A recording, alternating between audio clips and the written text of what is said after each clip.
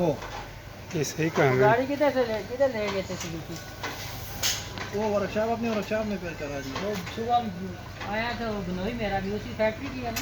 हाँ हाँ, तो कौन सा बिनोई बिनोई आया है? था मेरा मुझे बताने गाड़ी आएगा वो कौन जिससे सा मेरी बिनोई है? हाँ, चावल आपका बिनोई है ना यार आप? उसी ने मुझे बताया था। अस्सलाम वालेकुम दोस्तों, कैसे हैं आप लोग? खैरियत से हैं? ठीक हो? ये रीवो गाड़ी है, इसकी फ्रंट बम्पर और सेफगार्ड स्पोर्ट्स बम्पर लगा हुआ है, इसको मैचिंग किया है।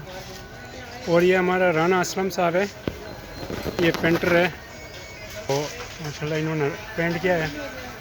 ये हमारे साथ होते हैं राना साहब हो जी, उससे गाड़ी लगी है वो कौन उन सा? सुना और कोई वो दूसरी गाड़ी वाला था। राना साहब। हाँ जी, अस्सलाम वालेकुम।